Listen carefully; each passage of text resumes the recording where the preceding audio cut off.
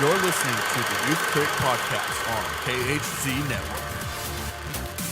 Find us on Facebook at DecibelUNG Radio and find us on Twitter at DecibelUNG. If you like this episode, please leave a like and comment on our iTunes page at KHZ Network. And now for the podcast.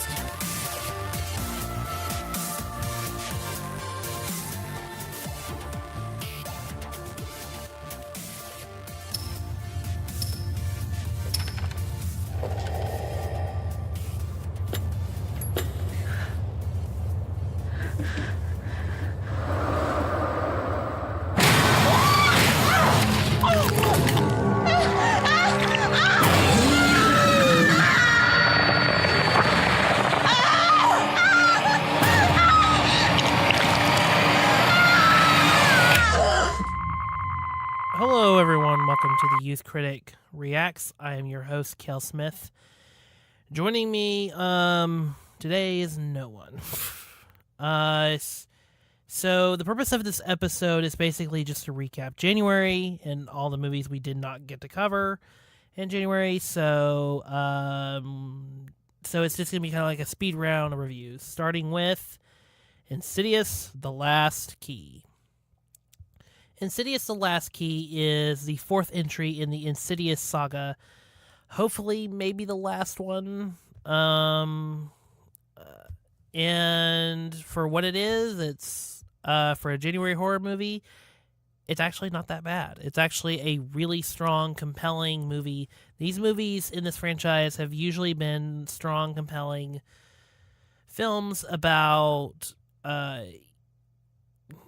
either families dealing with, the drama of one of their members getting possessed, or Lin Shaye dealing with the loss of someone she knew.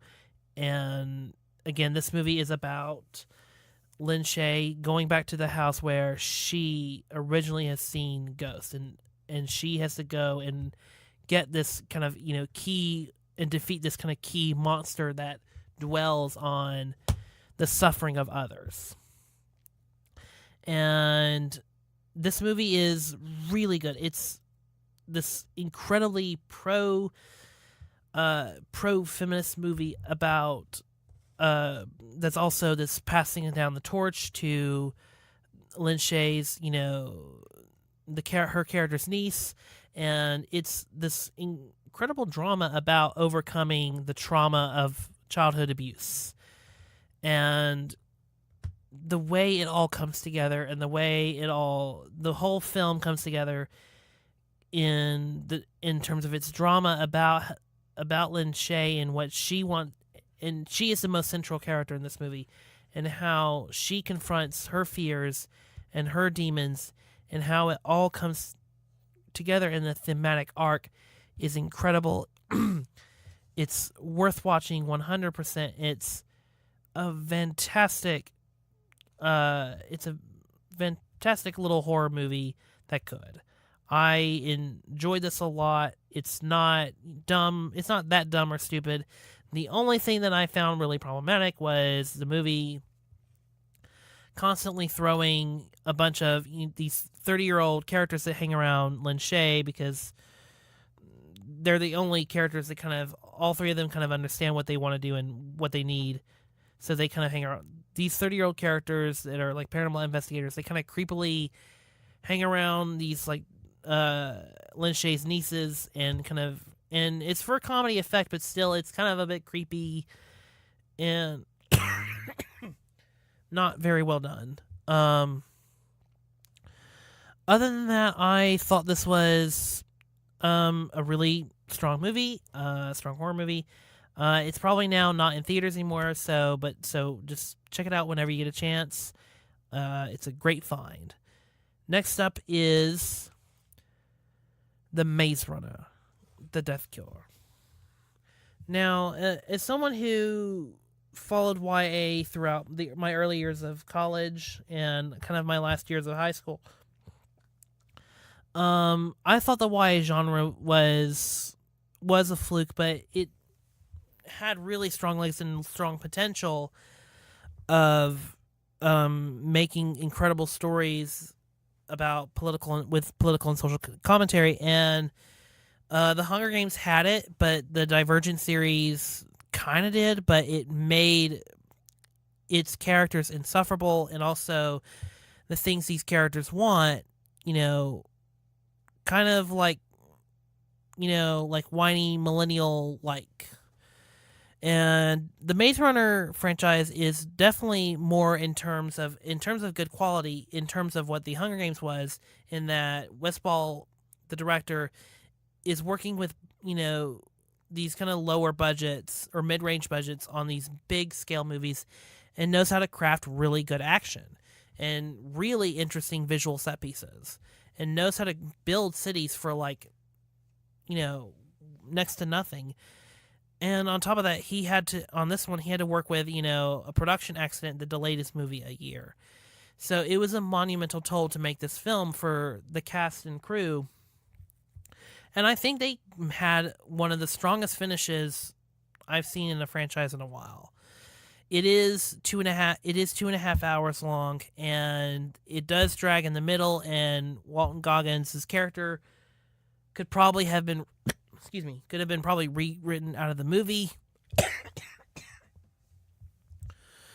However, I think it's I still think it's, a strong finish, especially in the third act when characters are basically in a hyperbolic allegory setting. They're fighting literally their right to live. They're fighting their right for survival in this deadly age where the flare is basically going to affect everyone. And it's an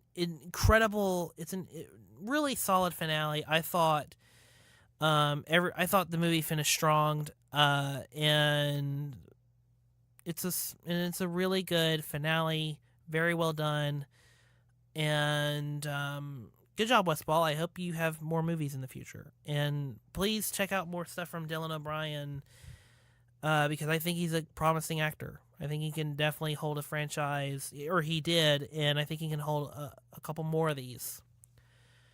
So, moving on to the next one, we are going to move to Proud Mary. Now, this one definitely probably is not in theaters anymore, and it probably is for good reason. And I preface that by saying, look, I think Taraji P. Henson is a great actress, and she deserves a John Wick style franchise. The problem with Proud Mary is that it's basically Geely, the the Jennifer Lopez, Ben Affleck, rom-com mobster drama. It's basically that, but with a little bit, but more inspired by John Wick, and not really that good at all. I just don't, and that's real, and that's really sad. It's because Taraji P. Henson is caring, or she cares about the role she's in, and she gives a really good performance. The problem is she's stuck with material that is just not good at all, and the action is very lame, and none of the other actors are all the other actors in this movie are either really bad or they're Danny Glover, in that they are just there for the paycheck and just saying their lines the same fucking way, no matter, what the context of the scene is. It's a pathetic movie, and Taraji P. Henson, you deserve better. And on the last one, I think we did not get a chance to talk about Paddington 2, which is a solid movie. It's a very well-made movie. And it did hold for a long time. I want to say that it's not 100% anymore. Let me check real quick. Well, it's out of theaters. That's the thing. I'm reviewing movies that are out of theaters, which is a huge issue. Like, I need to review these a little bit quicker, and I will. I'll get to them more faster and more intense. Hang on. Patty, we'll just cut this out. Oh no, it's still 100%. Yeah, it's still 100% on Rotten Tomatoes. Which, I mean, it deserves it. It's a nice, fun little entertaining movie. I don't have a problem with the Paddington movies at all. I really enjoyed the first one a lot, and I really enjoyed this one.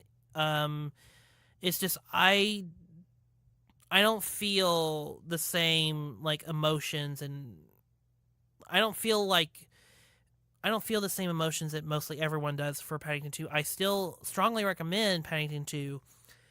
It's just I don't feel the same way as most of my colleagues and most of my friends do on Paddington 2.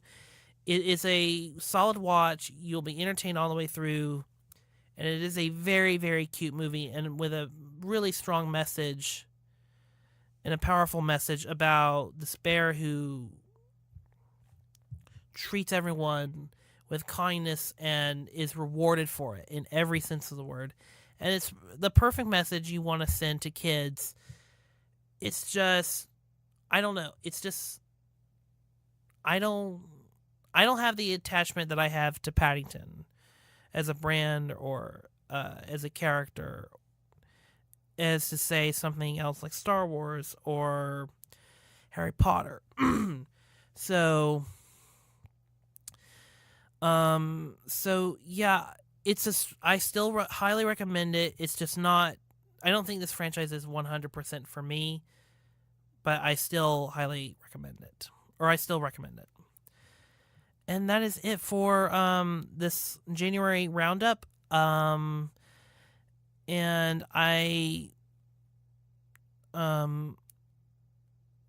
yeah, that's pretty much it. On Twitter, please follow me at MovieKale. You can also follow this podcast at The Youth Critic, and you can also follow the channel that distributes this podcast at KHC Network. I'm losing my voice because I've been doing podcasts all day. But I can say that we are moving forward with the retrospectives.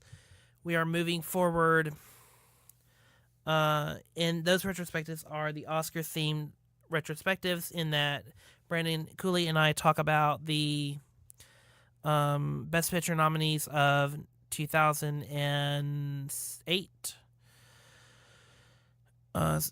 So we're talking about those, and next week we're going to Juno. This Sunday, we're going to have Michael Clayton. So please keep an eye out for that. And next week, I'm not sure what we're going to be talking about on the Youth Critic podcast. I don't have that much more to review. The 50 Shades of Grey, 50 Shades Freed React review should be up by now. and yeah, it's that kind of month.